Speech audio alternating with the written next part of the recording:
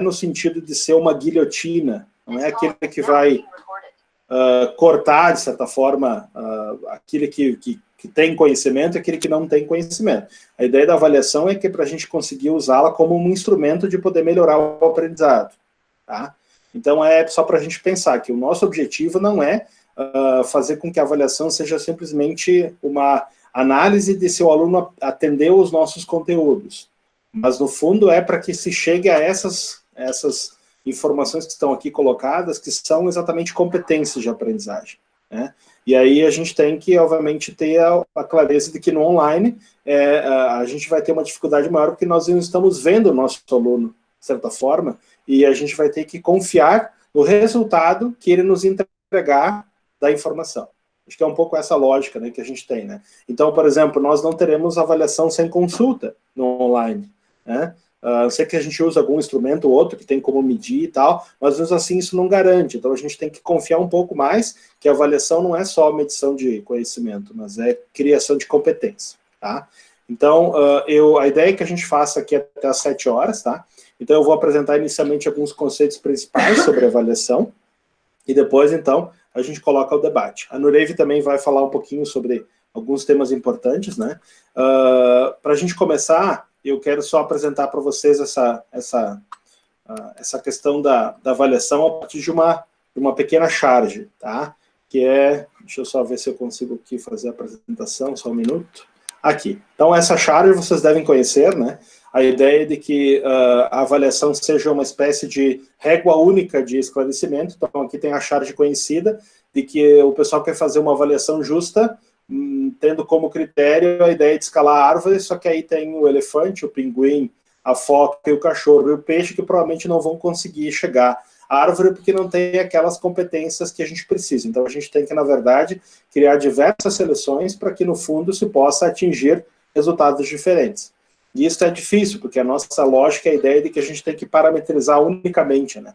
Então, a ideia do online, por isso que, por exemplo, os cursos de EAD, eles têm diversas possibilidades de análise. Então, você tem, por exemplo, uma forma de produção de texto, você consegue fazer a partir de uma escrita individual, ou uma escrita coletiva, ou você pode fazer um quiz, ou você pode fazer uma dissertação, uma prova objetiva, enfim, os critérios são diversos, mas acho que essa charge ela explica um pouco o que a gente está pretendendo. E como é o modelo online, a gente tem um desafio maior, que nós não temos o contato direto com os nossos alunos. Né? Então a gente tem que cuidar para que a avaliação não se torne uma lógica padronizadora, uma espécie de coleira, né, que a gente bota em todo mundo e todo mundo tem que botar a mesma coisa. Tá? Vamos adiante. Então, o que a gente está aqui discutindo, no fundo, é se esse modelo de aula que está aí nos slides se sustenta ainda. A ideia de que a gente vai lá, coloca tudo no quadro, apresenta tudo para o aluno, e a gente não olha da perspectiva de como ele está vendo esse conteúdo. No fundo, a gente tem que observar que o modelo online ele não pode ter o mesmo sistema do presencial, exatamente porque o aluno não vai conseguir ter o mesmo desempenho que o presencial. Então, acho que é um pouco essa reflexão. Né? Então, a ideia de que a gente consiga transformar a avaliação não mais em só cobrança de conteúdo, mas de uma forma em que não seja só transmissão de informação, mas compreensão e interligação com diversas fontes de pesquisa, melhor. Tá? Então, aqui tem, claro, alguns slides que eu preparei para poder organizar isso, né? Mas depois a gente passa essa informação, mas eu vou focar só nos conceitos principais. Aqui tem uma nova charge, né? Que diz exatamente isso, da Mafalda, né? Então a ideia é, quem não entendeu, levanta a mão. Então o aluno levanta, né? E aí pergunta-se, o que você não entendeu, Monolito? Nada, desde março até agora. Né? Então a gente tem que cuidar, que lá pelas tantas a gente acha que a nossa aula é muito boa, mas o aluno não está entendendo nada. Então ele está desenvolvendo um monte de atividades, mas de fato você não tem como saber se ele aprendeu o que você está querendo. E a forma de cobrar isso, de medir isso, é pela avaliação. No entanto, tem que ser uma forma de medição que não seja só a partir do que tu achas que seja importante ele saber. Né? Quantos de nós lembram, por exemplo, algumas informações que vimos aí ao longo do nosso período escolar e que nunca mais lembramos, né? Mas que não deixamos de atingir a competência. Então, a avaliação ela tem que ser vista muito mais do que só uma colocação de forma ou um moldar do aluno. A gente tem que possibilitar que ele possa ser mais do que só um molde, tá? Essa charge também, eu vou trazer várias aí, porque a ideia é trabalhar com alguns conceitos principais de provocação. É a charge, então, do Cebolinha e do Cascão, né?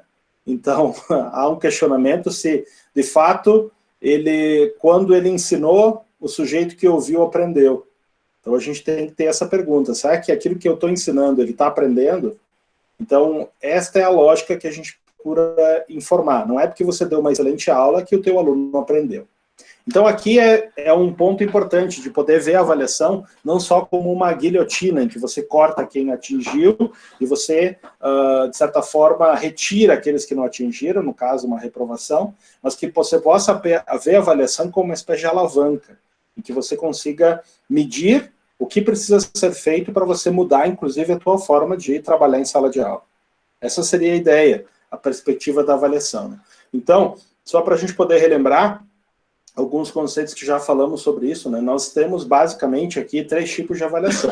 Nós temos uma avaliação diagnóstica, formativa e somativa, né? Então, aqui seria a ideia do seguinte, você avalia para saber como está, avalia o processo de como foi esse cenário a partir daquela entrada, e no final você exatamente faz um comparativo de como ele entrou e como ele saiu, né?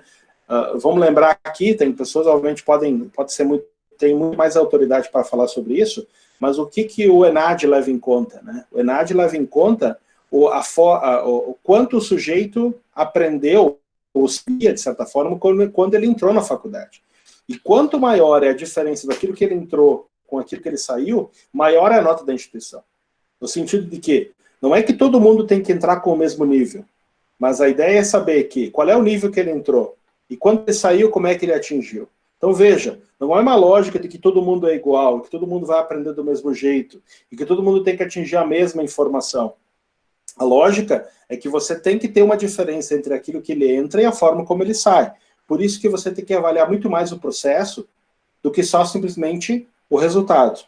E, normalmente, a gente faz o quê? A gente até faz uma análise diagnóstica inicial, né, vê como é que sabe o que não sabe, e depois faz a avaliação final para saber como é que ele está saindo.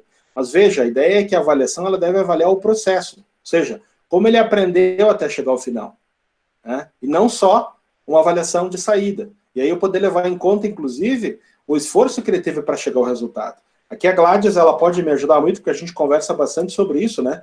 Então, na matemática, isso é bem comum, né? Muitas vezes o aluno não atingiu o resultado, né? Não chegou no resultado adequado. Mas ele fez toda a conta e ele errou um sinal lá antes de terminar a conta. E aí não se leva em conta o fato de que ele sabia fazer o raciocínio, mas que errou um pequeno mecanismo lá no final, alguma potenciação, algum símbolo numérico que fez com que ele tivesse um erro, né? Uma distração, enfim. Mas ele teve todo o raciocínio para chegar na conta.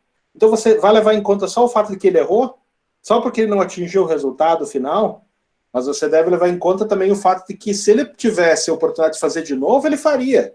E ele aprendeu a fazer. Ele só errou um detalhe. Ele errou o detalhe de que faltou um símbolo ou alguma coisa assim. Então, isso é bem importante. Eu acho que tem vários exemplos, né, na matemática, Gladys, que podem nos ajudar a pensar isso, né? De que a gente, na verdade, tem que olhar não só o processo de construção das coisas, não só o resultado, desculpa, mas também olhar como ele fez aquele processo. Olha, Ulisses, essa é uma briga muito grande que eu venho tendo até com os meus colegas professores e já faz muito tempo, né? Porque eu acredito sim que a gente tem que se moldar. E acredito também que é muito importante hoje, dentro de tudo que está acontecendo, a gente, enquanto professor de matemática também, ajudar com que um aluno trabalhe também com uma calculadora, para verificar se o cálculo está certo. No Rave, tu sabe que eu fiz uma experiência com as meninas da pedagogia antes desse recesso, de dizer assim para elas, entrem na sala de aula, façam com seus alunos a conta normal, depois peçam para eles pegarem uma calculadora e fazerem o cálculo na calculadora para ver se fecha, para ver se não fecha. Eu acho que hoje tem tanto instrumento para avaliar, tem tanta coisa. E assim, claro, né, Ulisses, está ultrapassada aquela história de que está certo, está errado. Porque assim, ó, a gente tem alunos que nem o cálculo fazem, mas se tu perguntar para ele te explicar, ele te fala em 2 minutos de cabeça. Então, eu acho que muita coisa a gente também tem que se modernizar, né? Eu acho que a gente tem que olhar o processo. Eu acho que esse é o caminho. E tem outra questão também importante, né? Porque quando a gente está no modelo presencial, a gente tem a oportunidade, por exemplo, verificar informações em que ele não tem uma consulta prévia, seja pela calculadora, ou pelo material de aula, ou pela disposição de internet, né? No caso do online, nós temos que contar com isso. Nós temos que contar que ele vai fazer a pesquisa em outro lugar. Nós temos que contar que ele vai exatamente fazer a análise a partir de um texto da internet. O que a gente tem que avaliar, portanto, não é o conhecimento, porque a gente não vai ter o mesmo tipo de retorno de sala de aula. Nós vamos ter que avaliar exatamente outras questões que não são necessariamente voltadas a uma avaliação que você faria em aula. Então, é um desafio um pouco mais delicado, em que você analisa também o processo de construção, não só o resultado final. Porque se você não mudar o foco, você... Sim? Não, eu só queria complementar a tua fala da Gladys, porque o que a gente tem que pensar, e acho que esse é o movimento que a gente vem fazendo quando se fala de avaliação, tá? Eu preciso entender que se eu não vou considerar o domínio total do conteúdo, eu preciso ajudar esse aluno a estabelecer relações, né, tendo o conteúdo como meio para a aplicação dele. Então, vocês fizeram isso na lógica da matemática, mas eu posso fazer daqui a pouco na lógica do direito. Ele talvez não saiba de cabo a rabo a lei tal, mas ele sabe que aquela lei poderá ser aplicada em tal situação. E aí a gente faz uma relação com as avaliações de ENAD. Por quê? Porque a gente está falando da taxonomia de Bloom, que vai muito além do saber, do conhecer. Eu preciso aplicar esse conhecimento, que é o que a gente está falando de habilidade e competência. Então, o foco não é o conteúdo, e sim as habilidades que eu desenvolvo para ele ser competente na aplicação desse conteúdo. Isso. Eu vou passar um pouco, então, algumas informações. Eu acho que a gente tem que discutir depois e conversar entre nós para poder chegar num resultado melhor, né?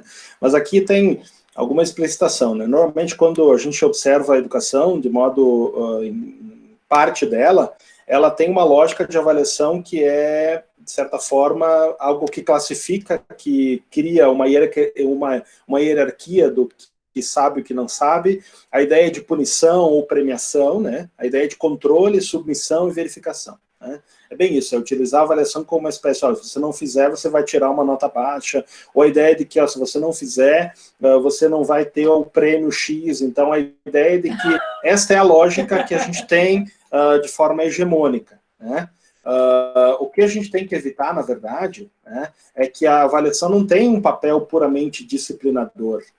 Ela não deve ser vista como aquilo que você faz para só criar armadilhas ou criar questões só para que se possa, de certa forma, assim, medir a aprovação de alguém porque ele não prestou atenção num detalhe técnico, né? Acho que talvez a gente tenha que sair um pouco dessa lógica, né?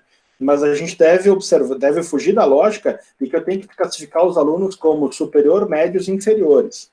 A ideia é que, na verdade, todos nós possamos fazer com que todos aprendam, né, num grau específico, que seja ele, se eu comparar com outros, é claro que vai ser superior ou inferior, mas eu não posso me basear só numa média de desempenho, né? Então, por exemplo, se não atingir o resultado, eu tenho que levar em conta que lá pelas tantas pode ser a minha forma de ensinar que não está atingindo o resultado, né? Então é só se questionar nesse sentido, de não simplesmente fechar a negociação de que não, ele não aprendeu foi porque ele não estudou.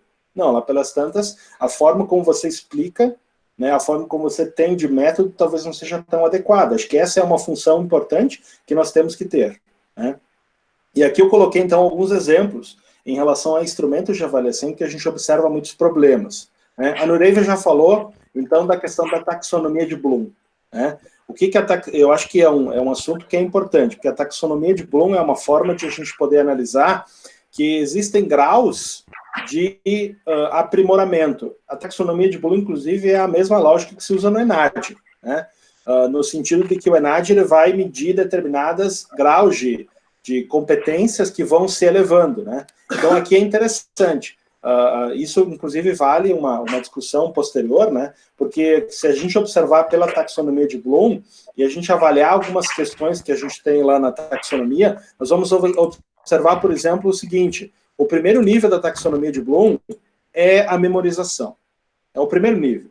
Depois ele vai subindo o nível. Então, o segundo nível é a questão da classificação ou da análise. E aí ele vai subindo os níveis. Então o quarto nível é o nível da interpretação. O quinto nível é o nível da relação com teórico-prática. O sexto nível é o nível em que eu consigo fazer um julgamento a partir de todas as condições anteriores. Então, mostra, né? E, por exemplo, as questões da ANAD, nós vamos observar isso. Cada questão vai ter um número de competências atingidas. O que a gente não pode, de certa forma, ficar é na lógica de que a avaliação ela tem que ser puramente uma rememoração ou um lembrete dos conteúdos, né? Ou seja, tem que ser muito mais uma relação abrangente, em que, por exemplo, numa questão, eu não exija dele a memória, mas que eu exija dele a forma de interpretação. Em outra questão, eu tenho uma questão que exija dele que ele faça uma avaliação e fundamente a partir de fundamentos científicos aquela avaliação, né? Então, aqui, os elementos que a gente tem que observar é que a avaliação ela não pode ser vista só como um nível de análise, só como uma espécie de memorização do conteúdo. Acho que é um pouco essa lógica, né? E aí, claro, a gente tem que, quando a gente fala em avaliação, a gente tem que, no ensino online, cuidar muito, isso, claro, também vale no ensino presencial, mas de que a nossa linguagem é fundamental para dar clareza às informações que a gente está querendo deles. Então, a gente tem que cuidar, por exemplo, aqui tem alguns exemplos aí que já são conhecidos nesse cenário da avaliação, né? Professor, então, a pergunta primeira, né? Professor, cite 5 coisas que contêm leite. Aí o aluno responde, 1 queijo e 4 vacas. Está errado isso? Não, está errado a forma como eu pedi isso, né? Eu devia ter pedido, elenque 5 coisas diferentes que contêm leite que podem ser feitas a partir do leite. Aí eu vou lá e vou exigir isso. Mas a pergunta que eu tenho, a resposta que ele não deu é exata, né? E aí, a forma como eu formulo a questão, como eu solicito a questão, tem a ver com a forma como ele entende, né? Aí tem outras aqui que já são bem conhecidas, né? Quantos ins nós temos? Aí o aluno responde 4. O professor responde, como assim? Sim, 2 meus e 2 teus. Então, o enunciado é fundamental porque você tenha clareza. Eu tenho que evitar esse tipo de coisa, né? E aí tem outras aí que já são meio anedotas, né? Quantas partes divide o corpo humano? E aí o aluno responde, depende do tamanho da cacetada. Sim, é lógico, porque olha que tipo de pergunta eu faço. Que tipo de divisão eu estou querendo? Então, a avaliação, ela pressupõe que você tenha dispositivos de questionamento claros, que o aluno possa entender da mesma forma, aquilo que você de fato está exigindo. Exatamente, Gladys. Encontra o X, né? Encontra o X da questão, né? Que é aquele exemplo da matemática que o professor de matemática faz um triângulo, né? E ele coloca, então, o lado 1, lado 2 e coloca o X. Aí ele pergunta no enunciado, encontre o X. É claro que ele queria perguntar qual é que seria o cálculo para se chegar no X, né? Mas aí o aluno só faz uma setinha e coloca, esse é o X. Tá certo? Ele pediu para encontrar o X. O aluno encontrou o X. Agora, se ele tivesse solicitado, encontre o valor do X a partir da fórmula tal, aí seria diferente a questão, né? Eu acho que a ideia é que a avaliação, ela seja, no online, ela tem essa preocupação de ser autoexplicativa, né? Ela tem que explicar tão bem que aquilo que eu quero fazer com que o aluno responda é exatamente aquilo que eu quero, aquilo que eu estou pedindo dele, né? E assim vai indo, né? Então, tem que tomar cuidado com o quê? Com a exploração exagerada da memória. A gente não vai ter isso no ensino online. Nós não temos isso na aula online, de ficar pedindo memória. Porque ele pode ter o celular do lado e ele pode estar consultando. Então, a memória não é uma habilidade que eu tenho que me preocupar no modelo online. Porque o modelo online, a ideia de que o aluno tem 100% de possibilidade de consultar na internet é válida. Então, eu tenho que elevar aí o meu nível de afirmação. Eu tenho que criar, por exemplo, teorizações, eu tenho que criar análises, eu tenho que criar interpretações, eu tenho que criar julgamentos, né? E aí, isso são elementos mais complexos, que na taxonomia de Bloom, que eu citei antes, vão subindo no grau de importância, né? Outra questão importante, né, em relação à avaliação online, e que também é avaliação presencial, é a falta de parâmetro de correção. O que é parâmetro de correção? Se você faz uma avaliação que ela é objetiva, tem que ter parâmetro, né? Não dá para ter dubiedades, né? Então, por exemplo, se você faz uma avaliação dissertativa com um modelo de escrita, você tem que ter parâmetro de tamanho, tem que ter um parâmetro de informações mínimas que você espera daquela questão, né?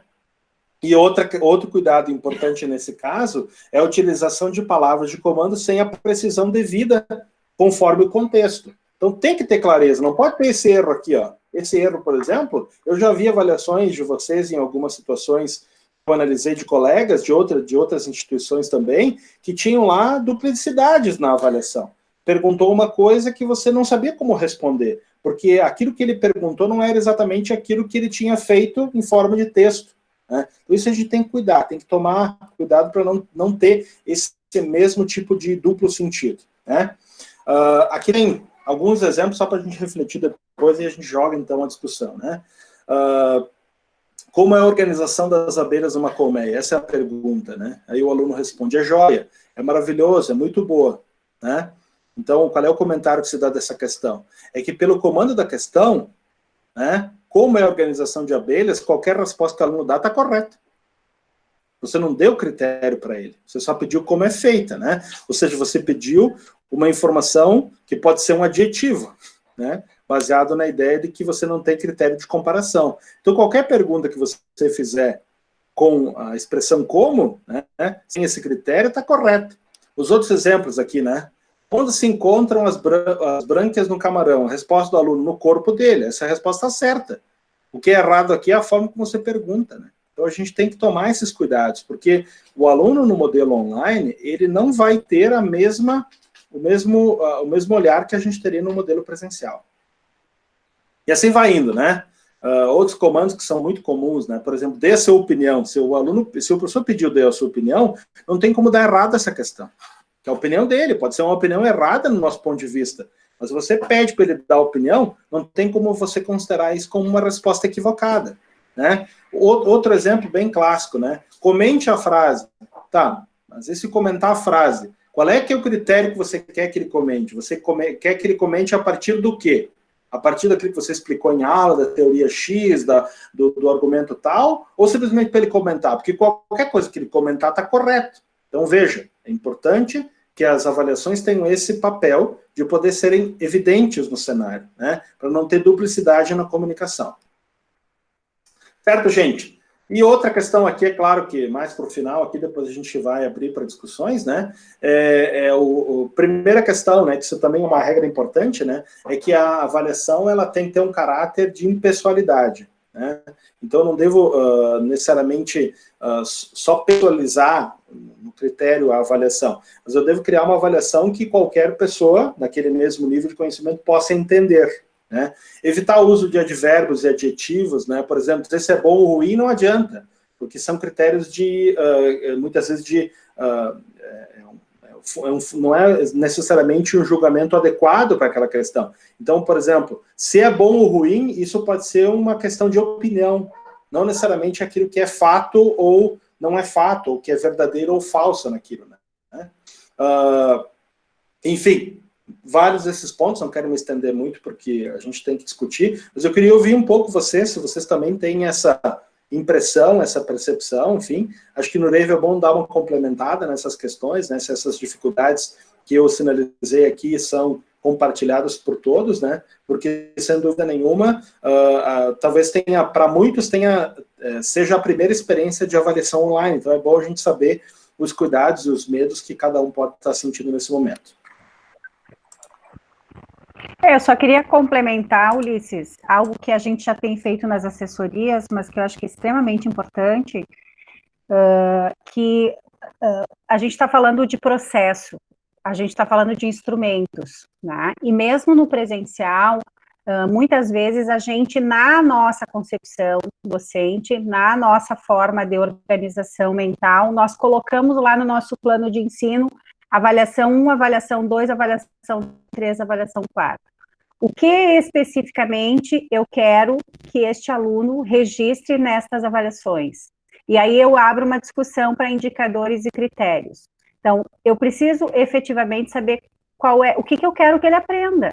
Então, se eu trabalhei aquele conteúdo, se eu trabalhei aqueles conceitos, né? O que eu quero que ele faça com esses conceitos no instrumento avaliativo?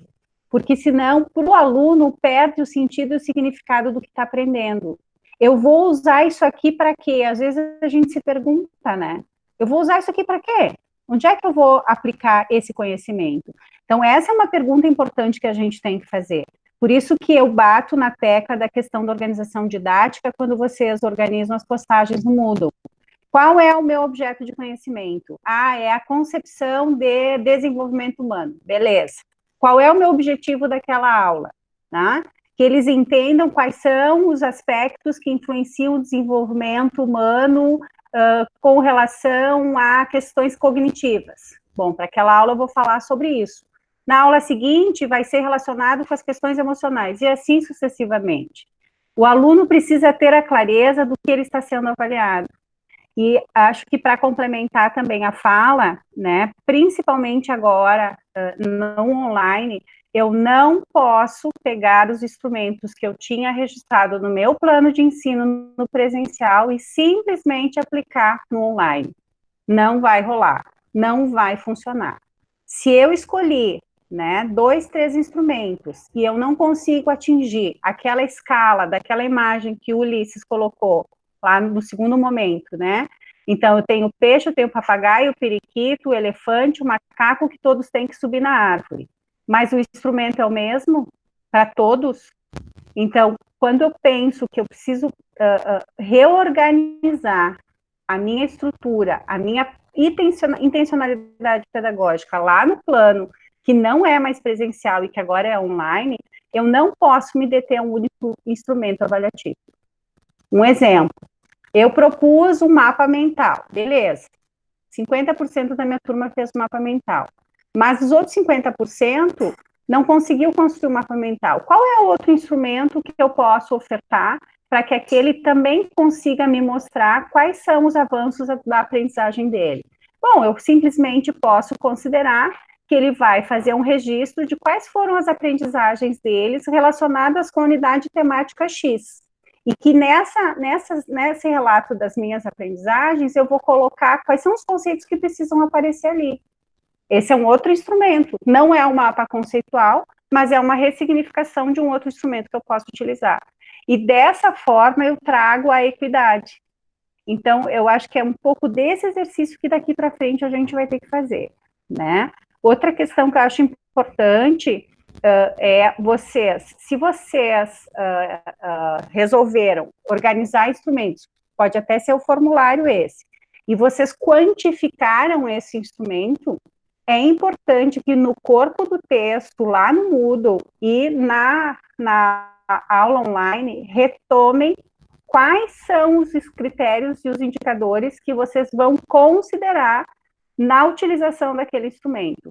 O aluno precisa ser informado sobre isso, porque aí ele também vai focar o estudo, ele também vai direcionar. E nesse momento, como disse Ulisses, e a gente sabe, né, tá careca de saber, né, no sentido de que nós não estamos ali necessariamente respondendo às dúvidas deles no momento que eles estão desenvolvendo um instrumento. E isso implica a gente ter uma descrição mais assertiva. Então, às vezes, eu devo pecar muito mais pela descrição da atividade e a intencionalidade do que eu quero que ele aprenda, e não que ele memorize, que ele decore, porque a aprendizagem está relacionada não só em se apropriar do conhecimento, mas saber fazer uma análise para aplicar ele numa situação, problema, numa dificuldade que se tem. Então, acho que só queria contribuir nesse sentido, porque talvez a gente ainda esteja preso à ideia daquele meu plano de ensino,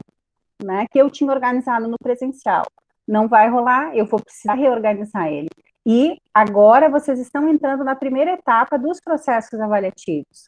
Todos vocês vão trabalhando, né? Bom, eu trabalhei um número X de conteúdos, de unidades temáticas, bom, agora eu preciso verificar se aconteceu a aprendizagem, se houve a aprendizagem, se eles conseguem efetivamente demonstrar para vocês o quanto avançaram por intermédio da escrita, por uma produção textual, por um jogo, né? por uma produção simples, mas que vocês consigam enxergar ali que houve avanços. Eu acho que é um pouco disso, né? Show. Tá? Essa seria a minha contribuição. Beleza. Gente, vamos falar um pouquinho sobre isso, como é que vocês estão vendo esse cenário todo, essa questão da avaliação, enfim, que alguém quer contribuir um pouco como é que está fazendo também, está com alguma dúvida, pretende fazer alguma questão e quer alguma sugestão, vamos discutir um pouquinho, aproveitar esses minutos finais aí que a gente está discutindo esse assunto, né, para poder, então, ouvir um pouco vocês. Pode ser? Se quiserem ativar as câmeras aí, é bom para todo mundo se ver, né, porque eu tô com muita saudade de vocês, então eu preciso ver todo mundo, né, para ver se ninguém tá de pijama aí, né, Ana Rita? Né, Gladys? Por favor, né? Vamos lá, né? Ativar essas câmeras aí que eu quero ver todo mundo aí, né? Eu tô com muita saudade. Eu Diga posso lá, vamos lá. socializar algumas coisas que eu venho realizando. Como tu falou, a questão da avaliação é muito complexa, né? Eu acho que é a parte mais difícil do processo educativo. E uma questão que eu acho importante ressaltar, que talvez a gente pense que a avaliação tem que ser naquele tópico específico da aula, mas, por exemplo, eu já realizei uma avaliação na minha disciplina de segunda-feira, e de 22 alunos, somente um não entregou, e eu já estou em contato com ele, enfim, né, porque a gente veio trabalhando essa avaliação durante 2 aulas, então só na terceira aula que eles iam fazer o processo de postar o material, né, então talvez que a gente não precise fazer uma avaliação assim que seja muito pontual, que ela possa ter um sentido maior. Por exemplo, eu solicitei que cada um fosse socializando por meio de um formulário o tema que eles gostariam de trabalhar relacionado ao conteúdo na avaliação. E aí, durante o Hangout ali no Meet, eu fui falando individualmente também para ir desenvolvendo com cada um deles, e depois eles tiveram mais uma semana ainda para postar esse material, e tive um resultado bem satisfatório, né. Outra coisa que eu também acho interessante nesse processo, isso aí, outra coisa que eu acho bastante interessante é que a gente tem conceitos nas nossas unidades curriculares, a maioria de nós temos conceitos a serem vencidos, e muitas vezes naquela questão mais tradicional, antigamente, ou na nossa época que a gente estudou, se perguntava o que é isso, o que é aquilo. E eu acho que o que mais a gente tem que pesar é o que isso está fazendo de sentido para o aluno. Então, que perguntas que eu utilizo, por exemplo, toda a minha aula vale um pouquinho de pontos lá por causa da nota de participação, que é 1,5 durante todo o semestre. Aí eu tenho uma planilha e vou anotando. E geralmente o resultado final dessa aula tem um formulário ali com uma questão, alguma coisa para refletir, ou um joguinho, enfim, mas geralmente é uma questão no Google Formulário. Ao invés de se pedir o conceito, se relacionar esse conceito que a gente quer que ele apreenda com algo da vida, ou da história dele, ou um case que a gente puxe, ou um filme, e perguntar outros tipos de pergunta, por exemplo, por quê, causas, consequências, e aí isso também eu acho que pode ser uma sugestão para as avaliações, porque aí vai ser a cara do aluno frente ao conteúdo, e não frente ao conceito. Ele tem que saber o conceito, mas na aplicação. Então, perguntas que eu utilizo, por que isso, com que causas, ou que consequências, e daí eu acho que pode ser uma coisa que eu consiga atingir um objetivo mais amplo de aprendizagem. E só para finalizar, também a parte dos objetivos ali da taxonomia de Bloom, se a gente começa a refletir sobre eles, abre a nossa cabeça, né? Então, depois que a gente começou a ter essas formações, eu achei bem legal, assim, de pensar um pouquinho mais, né, Núria? Aquela tua aula do pato lá foi bem interessante.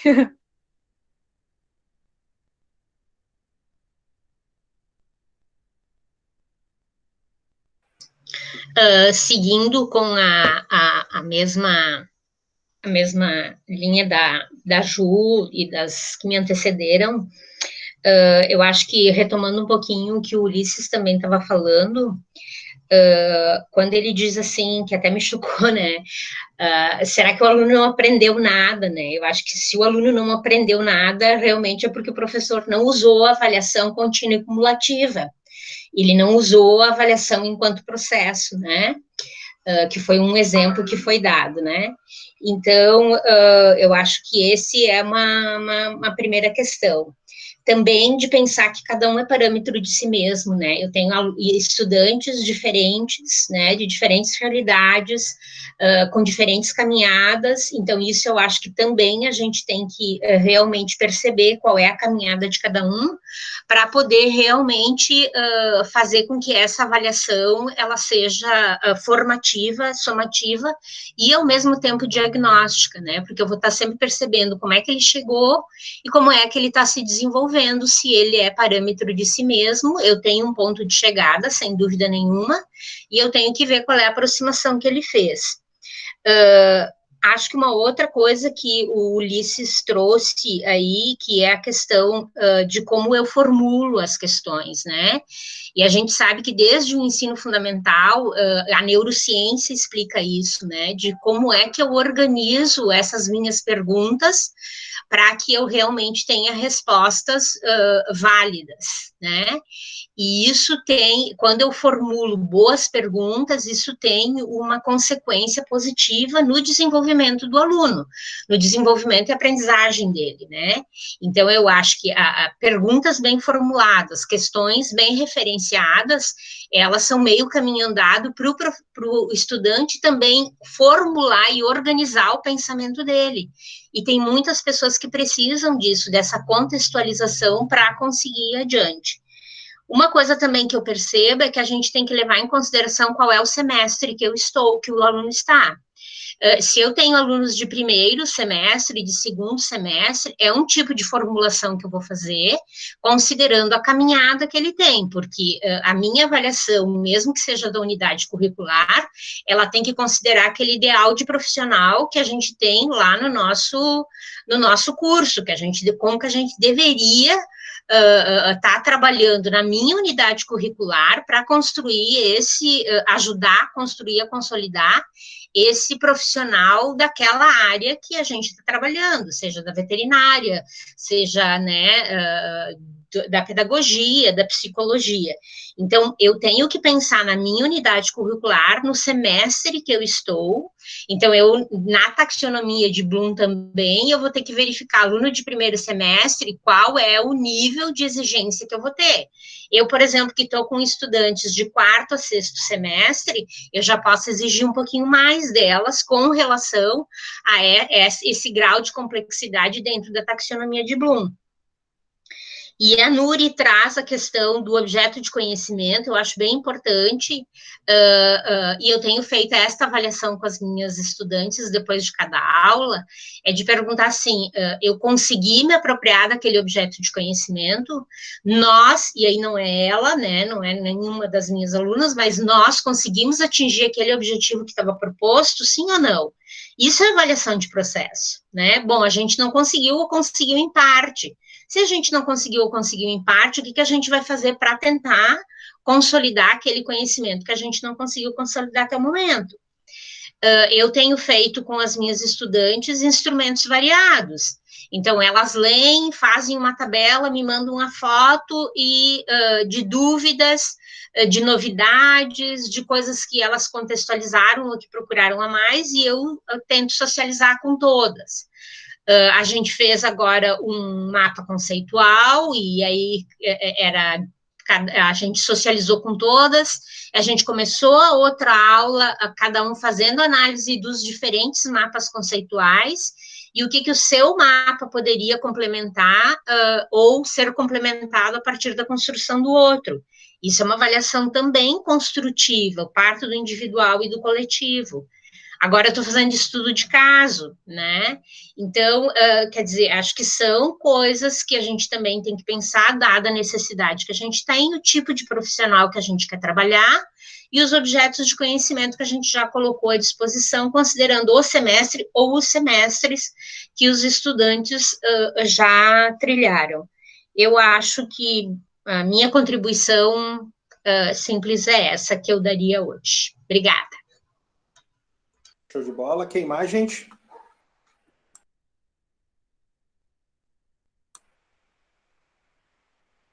Bom, acho que já temos 7 horas, então vamos encerrando. Eu gostaria de agradecer a presença de todos, né? Agradecer, enfim, que a gente está num momento delicado de aprendizado docente também, e focar nessa questão da taxonomia de Bloom, né? Dá para estudar, é muito interessante estudar esse assunto, porque a gente poder verificar as questões e a forma como a gente avalia, como ela se enquadra dentro dessa taxonomia, né? Então aqui vocês podem ver na figura uma figura resumida, né, em relação à taxonomia, de como eu, por exemplo, numa questão eu posso avaliar diversas competências, né? Então, a primeira competência é lembrar, a segunda competência é compreender, aplicar, analisar, avaliar e criar, e veja que elas são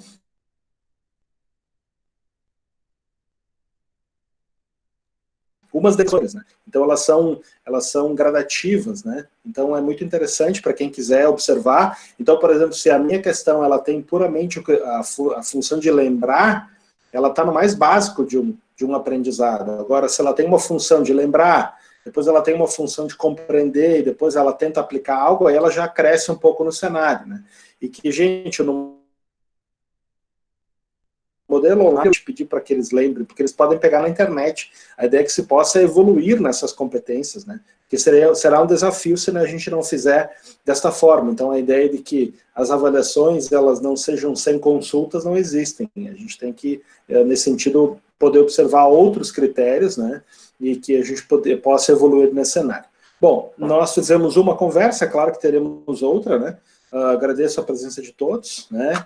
A gente fica à disposição, Nureiva e eu, para poder auxiliar também nessas questões. E vamos nessa, né? Tudo de bom para todo mundo, bom feriado também, se a gente não se falar. E até mais.